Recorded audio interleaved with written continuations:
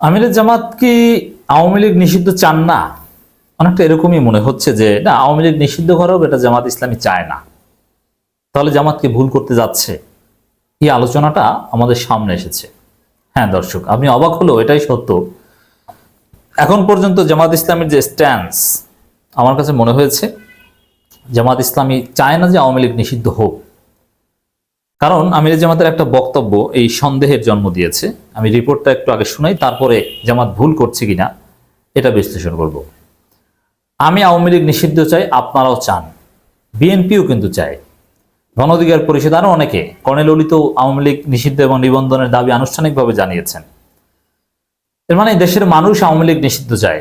BNP নিষিদ্ধের কথা বলেছে, বিএনপি স্থায়ী কমিটির সদস্যরা নিষিদ্ধের দাবিতে বক্তব্যও দিয়েছে, নিষিদ্ধের দাবিতে প্রোগ্রামে উপস্থিত হয়েছে। কিন্তু জামাত ইসলামের পক্ষ থেকে আলাদাভাবে আওয়ামী লীগ নিষিদ্ধের কোনো দাবি বা আওয়ামী লীগ, জামাত তো এই মুহূর্তে কোনো রাজনীতিই করছে না। জামাত সামাজিক কাজ করছে, রাজনৈতিক কোনো বিষয় নিয়ে ডিলই করছে না, কিন্তু রাজনৈতিক বক্তব্য দিচ্ছে গণমাধ্যমে। সেই বক্তব্য থেকে মনে হয়েছে যে না, জামাত ইসলামী কিংবা আমিরের জামাত আওয়ামী লীগ নিষিদ্ধ এখনো চান না। বিচার এবং আওয়ামী লীগ নিষিদ্ধ নিয়ে যা বলছে জামাত, এই বিষয়ে একটা রিপোর্ট। বিএনপির মতো জামাতও চায় অন্তর্বর্তীকালীন সরকার যেন প্রশাসন, বিচার বিভাগ এবং অর্থনীতি ও ব্যাংক খাতের প্রয়োজনীয় সংস্কার দ্রুত এগিয়ে নেয়। একই সঙ্গে আইন শৃঙ্খলা পরিস্থিতি নিয়ন্ত্রণে আনার ওপরও জোর দিচ্ছে জামাত।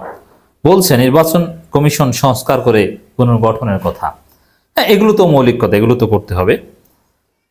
এছাড়া আন্দোলনে নিহতদের ঘটনায় আইনি বিচারের উপর গুরুত্ব দিচ্ছে দলটি। তবে জামাতের একটা দিক যে তারা আইন নিজের হাতে তুলে নেওয়া বা সামাজিক প্রতিশোধ, এগুলোর বিরুদ্ধে কঠিন অবস্থান নিয়েছে। তারা কার্যত আওয়ামী লীগ নেতাকর্মীদের জেনারেল অ্যামনেস্টি ঘোষণা করেছে। জাস্ট আইনি বিচার হবে, রাজনৈতিক বিচার তারা করবে না। কিন্তু আমি রাজনৈতিক বিচারের পক্ষে, উত্তম মাধ্যম দেওয়ার পক্ষে। জামাতের আমির শফিকুর রহমান বলেন, যারা ব্যক্তিগতভাবে অপরাধ করেছে তাদের বিচার অবশ্যই হতে হবে। তারা অপরাধী হলে অবশ্যই শাস্তি পাওয়া উচিত। এটা হচ্ছে ব্যক্তির বিচারের ক্ষেত্রে। আর দল হিসেবে পুরো দলটাই হত্যা শরিক হয়ে গিয়েছিল। জামাত এটাও স্বীকার করে যে আওয়ামী লীগ সংগঠন হিসাবে গণহত্যা করেছিল। কিন্তু দেখেন, তিনি বলেন তাদের মন্ত্রী বলেছেন তাদের আন্দোলন দমনের জন্য ছাত্রলীগই যথেষ্ট। তাহলে বিষয়টা কি দাঁড়ালো? একটা দল পুরো দায়িত্ব নিয়ে নিল সন্ত্রাস করার, এবং সেটি হলো, অনেক প্রাণ ঝরে গেল। সন্ত্রাসীদেরকে যখন বাহিনী হিসাবে দলীয় ব্যানারে নামিয়ে দেওয়া হলো, তখন বিশ্বের বহু দেশে এমন নজির আছে যে গণহত্যা যারা করে তাদের আর দেশের রাজনীতি করার অধিকার থাকে না।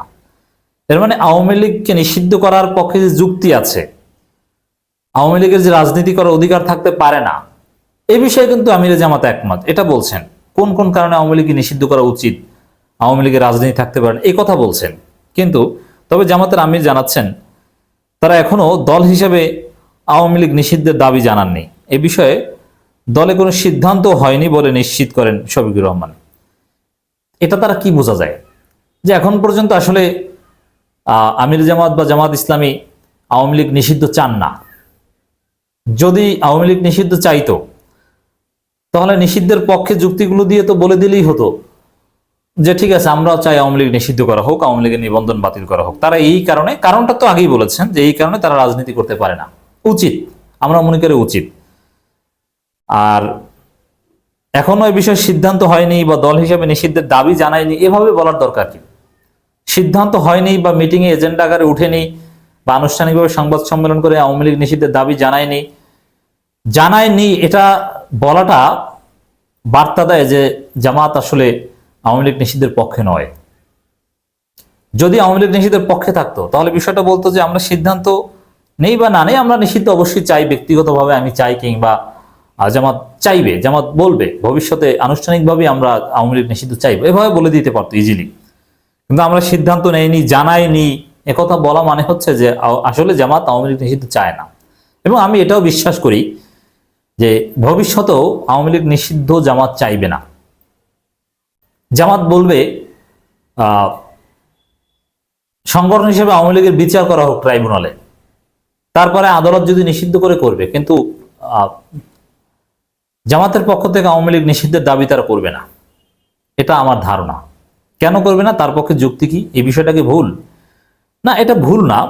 জামাতের অবস্থানের পক্ষেও যুক্তি আছে, অনেক সুদূরপ্রসারী যুক্তি আছে। যদি আমি ব্যক্তিগতভাবে অবশ্যই আওয়ামী লীগ নিষিদ্ধের পক্ষে এবং আওয়ামী লীগ নিষিদ্ধের দাবিতে আমি আন্দোলন গড়ে তুলব, রাজপথে আপনারা দেখবেন। তবে জামাত একটা রাজনৈতিক দল হিসেবে আওয়ামী লীগ নিষিদ্ধ আনুষ্ঠানিকভাবে না চাওয়ার পক্ষে যুক্তি আছে। দেখেন, আওয়ামী লীগ যতই গণহত্যা চালাক যাই করুক না কেন, দুইটা নীতিমালা হয়তো বা জামাত খেয়াল করছে।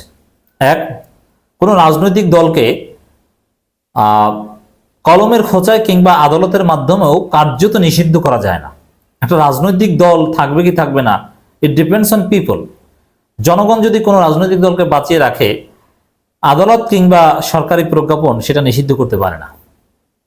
এই জন্য জামাত হয়তো এই দিকটা ভাবছে যে গণতন্ত্রে পলিটিক্যাল পার্টি নিষিদ্ধ করা যায় না, বিচার হতে হবে। বিচার করার পরও যদি জনগণ আওয়ামী লীগকে মেনে নেয়, জনগণ আওয়ামী লীগের পক্ষে থাকে, তাহলে আওয়ামী লীগের অধিকার রয়েছে। তবে বিচার করার পর, এই কথাটা কিন্তু বলছি, বিচার হতে হবে। যেমন সংগঠন হিসেবে আওয়ামী লীগের বিচার হলো যে 15 বছর তারা নির্বাচন করতে পারবে না, কিন্তু 15 বছর পর যদি জনগণ আওয়ামী লীগকে গ্রহণ করে, তাহলে তো আর আমাদের কিছু বলা উচিত নয়। মানে ইট ডিপেন্ডস অন পিপল। তা আমি যে নীতিমালাটা বললাম, এই নীতিমালার আলোকে হয়তো জামাত ইসলামী ভবিষ্যতেও আওয়ামী লীগকে আনুষ্ঠানিকভাবে নিষিদ্ধের দাবি জানাবে না।